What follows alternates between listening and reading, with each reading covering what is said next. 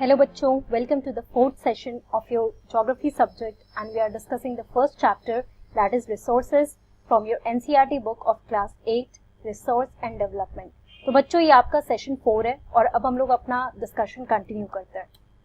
तो बच्चों पिछली क्लास में हम लोगों ने जो भी डिस्कस किया था एक बार ब्रीफ रिकैप करते हैं क्योंकि हम लोग उसको कंटिन्यूएशन में अभी करने वाले हैं, ठीक है। तो एक बार आपका भी रिविजन हो जाएगा और it would be easy for you to understand the next topic. तो लास्ट क्लास में हम लोगों ने सबसे पहले क्लासिफिकेशन ऑफ रिसोर्सेज के बारे में बात किया था, ठीक है। आप लोगों ने रिसोर्सेज का डेफिनेशन समझ लिया। उसके बाद हम लोगों ने देखा how substance it becomes a resource, time और टेक्नोलॉजी का इंपॉर्टेंस देखा। उसके बाद हम लोग क्लासिफिकेशन ऑफ रिसोर्सेज की बात कर रहे थे जिसमें सबसे पहला क्लासिफिकेशन जो है वो है natural resource, right. Second classification human made and third is human. तो हमने इन सबका डेफिनेशन भी देखा। उसके बाद हम लोग नेचुरल रिसोर्स की बात कर रहे थे। तो what are the natural resources? The resources that are present in nature and it is used by man without any modification. उसमें एग्जांपल्स में हमने सबसे पहले क्या देखा? Air, water, soil. तो ये सारी चीजें जो हमारे नेचर में ऑलरेडी प्रेजेंट है that has been given to us by nature. तो ये सारी चीजें हमारी नेचुरल रिसोर्सेज में आती है।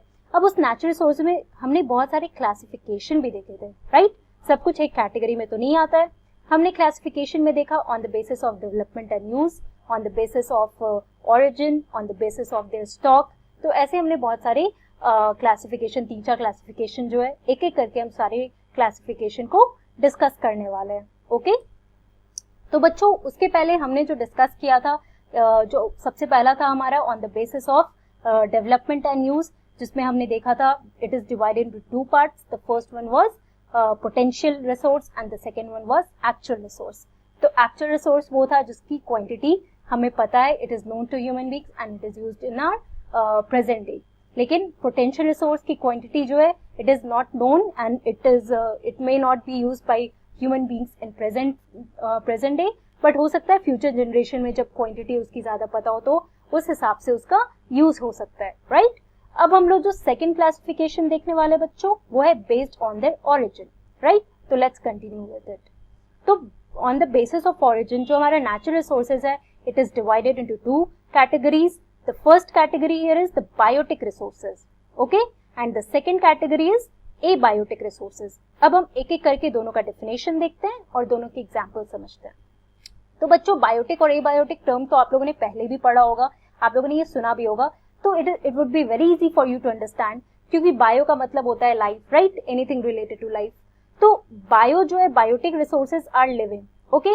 तो जो भी resources that is in living form present on our earth surface it comes under biotic resources. Examples के लिए देख लो प्लांट्स और एनिमल्स। तो एनिमल्स में क्या, जैसे छोटे से छोटे माइक्रो ऑर्गेनिजम्स को देखो जो वाटर बॉडीज में भी रहते हैं, वो छोटे छोटे फाइटोप्लैंक्टन्स और ये जितने भी छोटे छोटे एनिमल्स रहते हैं, ठीक है, वन सिंगल सेल्ड ऑर्गेनिज्म से लेके मल्टी सेल्ड, जैसे एलिफेंट्स देख लो, टाइगर देख लो, लिजर्ड देख लो, मॉस्किटो। तो ये छोटे से छोटे और बड़े से बड़े एनिमल्स ये सब के सब बायोटिक रिसोर्सेज में आते हैं। वैसे ही प्लांट्स का देख लो कि छोटे से छोटे फंगाई, बैक्टीरिया, ये जितने भी आपके छोटे फॉर्म है और बड़े से बड़े फॉर्म देख लो, प्लांट, ट्रीज, ये सब का। तो सब कुछ जो है बच्चों हमारा बायोटिक रिसोर्सेज के अंदर आता है। अब उसका बिल्कुल ऑपोजिट होता है, वो है एबायोटिक रिसोर्स। अब एबायोटिक रिसोर्स क्या होता है? अब आपने बायोटिक में ए लगा दिया है तो मतलब उसका ऑपोजिट ही होगा, है ना। तो abiotic resources are non living. तो हमारे अर्थ सरफेस पे जो भी चीजें it is present in non living form we term it as abiotic resources. अब एग्जांपल्स के लिए आप देख लो soil, rocks, minerals, everything that do not have any life, land और ये सब आप देख लो, तो इनमें लाइफ नहीं होता है, that is why they are called abiotic. तो ओरिजिन के बेसिस पे आपने देख लिया है कि हमारा जो रिसोर्स है, नेचुरल रिसोर्स जो है, that is divided in 2 parts. The first one is biotic resource and the second one is abiotic resource. अब एग्जांपल्स, पिक्चर्स, आप लोग बच्चों पिक्चर्स अपने दिमाग में रखोगे तो बहुत चीजें ऐसे ही कैप्चर हो जाती है जब आप पिक्चर्स देखोगे। तो जैसे ही कोई आपको बायोटिक पूछे कि बायोटिक क्या होता है, यू कैन इजिली से them that anything that is living in form और प्लांट्स और एनिमल्स, राइट। हमारे आसपास अगर आप एनवायरमेंट में देखोगे तो आपको प्लांट्स और एनिमल्स ही लिविंग फॉर्म में देखते हैं, राइट। तो छोटे से छोटे प्लांट से ये लिजर्ड, बटरफ्लाई, फ्रॉग, राइट, और ये फ्लावर्स जितने भी है, ट्रीज जितने भी होते हैं, तो सब हमारे बायोटिक रिसोर्सेज है। एबायोटिक में क्या क्या होता है? मिनरल्स देख लो, रॉक्स देख लो, तो मेटेलिक नॉन मेटेलिक चीजें जो भी होती हैं, लैंड जो है हमारा, सब कुछ एबायोटिक फॉर्म में, राइट। तो आपके लिए अब सिंपल हो गया for your understanding. The first one on the basis of origin is biotic and the second one is abiotic. Okay, अब हम अपना नेक्स्ट क्लासिफिकेशन देखते हैं बेस्ड ऑन देयर स्टॉक्स। अब हम लोग नेचुरल रिसोर्सेज का जो स्टॉक होता है, अब स्टॉक क्या होता है बच्चों, तो availability of resource, right, that is anything that is available to us for our use, तो वो स्टॉक्स के फॉर्म में होता है, राइट, तो उसको स्टॉक ऑफ रिसोर्स कहते हैं। तो on the basis of stocks there are two classification. The first classification here is renewable resources and the second classification is non renewable resources. Okay, अब एक एक करके हम इसका डेफिनेशन देखते हैं और इसके एग्जांपल्स को समझते हैं। तो first one here, renewable resources are those that are replenished quickly. अब रिप्लेनिश्ड का मतलब क्या होता है बच्चों, दैट कैन बी रिन्यूड, मतलब ऐसे रिसोर्सेज जो हमारे नेचर में बहुत ज्यादा क्वांटिटी में, अनलिमिटेड क्वांटिटी में प्रेजेंट है, राइट, और अगर वो मतलब हमेशा रिन्यू हो सकता है। जैसे वाटर का एग्जांपल ले लो, तो हमारे अर्थ सरफेस पे आपको पता है कि 73% ज्यादा वाटर सरफेस, जो हमारा अर्थ सरफेस है वाटर से ही कवर्ड है, राइट, तो बहुत ज्यादा क्वांटिटी में वाटर हमारे अर्थ सरफेस पे प्रेजेंट है। या फिर एयर देख लो, सोलर एनर्जी देख लो, सॉइल देख लो, तो ये सारी चीजें जो है ये रिन्यूएबल है। क्यों? क्योंकि इनको हम बार बार रिप्लेनिश कर सकते हैं, बार बार रिन्यू कर सकते हैं, राइट, इनका एक स्टॉक जो है कभी खत्म नहीं हो सकता है। बट हम लोग आगे देखेंगे कि हम लोग human tendencies for to satisfy our own needs, for our selfish needs, हम लोग कैसे इस पे भी, इन जितने भी स्टॉक्स है इसको कैसे अफेक्ट करते हैं, अपने नेचर को हम लोग कैसे अफेक्ट करते हैं। ओके, तो सेकंड जो है हमारा नॉन रिन्यूएबल रिसोर्स, जो रिन्यूएबल रिसोर्स का टोटली ऑपोजिट है, राइट। अब इसका डेफिनेशन समझते हैं। So non renewable resources are those which have limited stock. तो आपने देखा कि कैसे ये रिन्यूएबल से काफी डिफरेंट है। देखो नाम से ही आपको उसका डेफिनेशन समझ में आ जाएगा। रिन्यूएबल मतलब जो चीज हम लोग रिन्यू कर सकते हैं, वो वापस से हमें मिल सकता है, रिसाइकल कर करके वापस से हम लोग उसको अपने रीयूज कर सकते हैं। ओके, अब नॉन रिन्यूएबल कहने का मतलब क्या है? नॉन मतलब it can't be renewed. Okay, तो ये हमारा रिन्यूएबल रिसोर्सेज का बिल्कुल उल्टा होता है। तो बच्चों हमारे अर्थ सरफेस पे, हमारे नेचर में बहुत से ऐसे रिसोर्सेज है जो बहुत लिमिटेड स्टॉक में प्रेजेंट है, राइट, और एक टाइम पे मान लो वो खत्म हो जाएगा, अगर दो स्टॉक्स विल गेट एग्जॉस्टेड, तो वो काफी 1000 to 1000 more than 1000 years it will take the time to get renewed। ठीक है, तो इसीलिए कहा जाता है कोई भी चीज अगर आप यूज कर रहे हो, चाहे वो वाटर हो, चाहे वो इलेक्ट्रिसिटी हो, we are always told to use it very wisely, right, क्योंकि इसका स्टॉक कब खत्म हो जाए, इलेक्ट्रिसिटी ये कोल और ये सब चीजों से आ रहा है, राइट। तो आप देखो कोल, पेट्रोलियम, नेचुरल गैस, ये सारी नॉन रिन्यूएबल रिसोर्सेज है बच्चों। मतलब इसको हम लोग तुरंत जब मन करे वो रिन्यू नहीं हो सकता है, और इसको अगर रिन्यू, अगर एक टाइम पे ये खत्म हो गया हमारे इन्वायरमेंट में, हमारे नेचर में ये सारी चीजें खत्म हो गई, तो उसके बाद काफी 1000 to 1000 years लगेगा इसको वापस से रिन्यू होने में।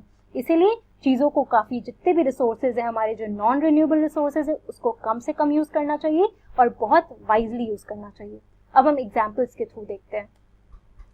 तो रिन्यूएबल रिसोर्स आप देखो, यहाँ पे पिक्चर में आपको दिख रहा होगा ये सोलर एनर्जी। देखो आज के डेट पे हमारे गवर्नमेंट, या फिर आप देखो आसपास आपके घर के पास भी बहुत जगह ये सोलर सेल लगा होता है। सोलर सेल का काम क्या होता है? सन के हीट को वो बिल्कुल एब्जॉर्ब करता है, राइट, और आप इलेक्ट्रिसिटी ना यूज करो, क्योंकि इलेक्ट्रिसिटी आपका नॉन रिन्यूएबल रिसोर्सेज में आ जाता है ना। तो इलेक्ट्रिसिटी कम यूज करने के लिए सोलर एनर्जी को काफी बढ़ावा दिया जा रहा है आज के हमारे जनरेशन के लिए। Y? Because solar energy can be renewed again and again. It is present in unlimited quantity. Wind energy में आप windmills और ये सब देखते होगे बहुत जगह जहाँ पे windmill लगा रहता है, right? That is also one form of renewable energy. तो आप देखो wind and solar energy are in unlimited quantity and not affected by humans. तो जैसे आप सोलर सेल यहाँ पे देख रहे हो, तो बहुत घर में आप देखोगे कि वो सोलर सेल से फिर रात में जैसे अंधेर, when there is no light, तो ये सोलर सेल्स के थ्रू हमें लाइट मिलती है, तो इलेक्ट्रिसिटी की फिर जरूरत नहीं पड़ती है ना। तो आपका इलेक्ट्रिसिटी बचेगा, आपका जितना फॉसिल फ्यूल, कोल, इन सब के थ्रू जो भी इलेक्ट्रिसिटी प्रोड्यूस हो रहा है, तो इसकी देखो इनका जो रिसोर्स है हमारा कोल, पेट्रोलियम, ये सारी चीजें जो है हमारी नॉन रिन्यूएबल रिसोर्सेज हैं, तो ये सब हमारा बचेगा, है ना, अगर हम ऐसे वाइजली यूज करें। तो हमेशा हमें रिन्यूएबल रिसोर्स को ज्यादा यूज करना चाहिए। क्यों? क्योंकि हमारे पास उसके बहुत एम्पल क्वांटिटी में प्रेजेंट है और हमारे लिए पॉसिबल है कि हम उसे रिन्यू कर सकते हैं। लेकिन एक बार अगर नॉन रिन्यूएबल रिसोर्सेज जो हमारे इन्वायरमेंट में है, जिसको हम लोग बहुत बेसिक चीजों में यूज करते हैं, नेचुरल गैस, कुकिंग, ये सब के लिए यूज होता है, तो अगर वो सब खत्म हो गया तो फिर आप बताओ घर का खाना कैसे बनेगा, है ना? तो ये सब चीजें नॉन रिन्यूएबल रिसोर्सेज में है। तो again what happens, yet careless use of water, soil and forest can affect there stock. अब ऐसा नहीं है कि जैसे वाटर जो है बहुत अनलिमिटेड क्वांटिटी में प्रेजेंट है आपके इन्वायरमेंट में, है ना? जैसे मैं आपको पिछली बार भी आपको इतने टाइम से बता रही हूँ। लेकिन क्या होता है बच्चों कि आज के डेट पे आप देखो बहुत एरियाज जो होते हैं वो ड्राउट प्रोन एरिया होते हैं, बहुत जगह वाटर की स्कार्सिटी होती है। क्यों होती है? क्योंकि हम लोग, ह्यूमन टेंडेंसी होती है कि हम लोग इतना ज्यादा अपने रिसोर्सेज को एक्सप्लॉइट कर लेते हैं, ओवर यूज करते हैं हर चीज का, पेड़ काटना, और मतलब बहुत सारे रीजंस होते हैं, right? Deforestation is one of the main reason कि आप लोग पेड़ काटते हो। इधर हमारे इन्वायरमेंट में बहुत जगह बस फैक्ट्रीज बनाने के लिए पेड़ कट जाते हैं, उससे फिर सॉइल जो है वो जो ट्रीज है वो हमेशा वाटर रेन बियरिंग होता है, तो हमेशा रेन जो है वो आ नहीं पाता है अगर जिस एरिया में बहुत कम ट्रीज होंगे, है ना? तो उस वन ऑफ द रीजन, तो वाटर स्कैरसिटी भी बहुत जगह होता है। एक जगह ऐसा होता है कि वाटर का इतना यूज होता है, इतना वेस्टेज होता है, इतना पोल्यूशन होता है वाटर का कि उसकी स्कैरसिटी शुरू हो जाती है। तो आप देख रहे हो कि ये सारी चीजें तो रिन्यूएबल रिसोर्सेज में आती हैं, वाटर रिन्यूएबल रिसोर्सेज में आती हैं, बट हमारा जो केयरलेस यूज है वाटर का, सॉइल का, फॉरेस्ट का, ये सारी इन चीजों को अफेक्ट कर सकता है, right? Quite simple to understand. Now second one है non renewable resource. Non renewable resource में देखो कोल, पेट्रोलियम, नेचुरल गैस, तो ये सारी चीजें जो है बच्चों हमारी लिमिटेड क्वांटिटी में है, और मैंने आपको जैसे बताया कि एक बार इनकी क्वांटिटी अगर खत्म हो गई so it may take 1000 years to be renewed, right? तो इनको काफी टाइम लगेगा। अब बताओ 1000 years कैसे किसी का काम चलेगा अगर ये नॉन रिन्यूएबल रिसोर्सेज जो है वो खत्म हो जाए। Now you should imagine it and you should always use each and every resource that is in front of you very wisely, okay?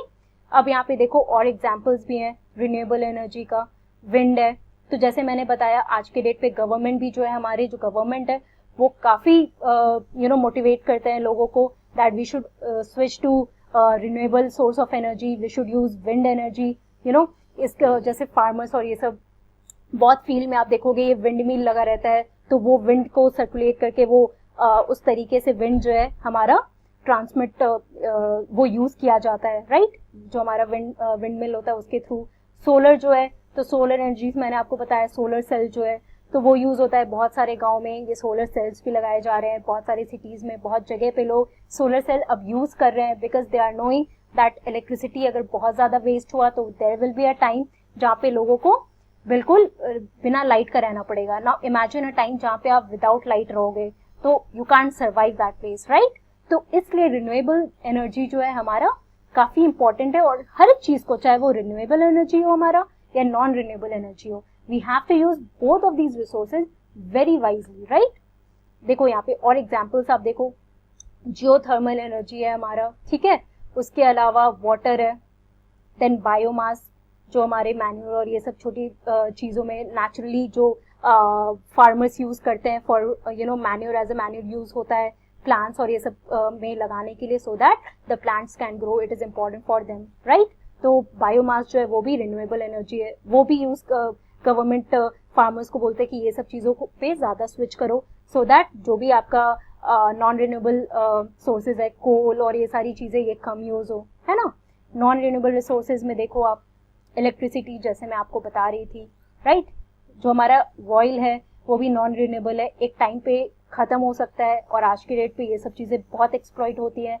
Nuclear energy जो है हमारा वो भी नॉन रिन्यूएबल है। नेचुरल गैस देखो जिसपे आपका खाना ये सब बनता है, राइट? तो बायो सीएनजी, ये सब टर्म्स आप लोगों ने सुना होगा कि आज के डेट पे चाहे वो कार में हो, चाहे वो गैस के नाम पे हो, तो हर जगह इन सब चीजों को government are asking people to follow these things and start using this renewable energy, right? तो इस तरीके से आपने आज देखा, तो हम लोगों ने इन शॉर्ट इस क्लास में क्या क्या कंप्लीट कर लिया है, that on the basis of origin natural resources are divided into biotic and abiotic on the basis of stock, renewable and non-renewable energy. अब आगे की क्लास में हम लोग और क्लासिफिकेशन देखेंगे नेचुरल रिसोर्सेज का, okay? Till then take care and thank you very much.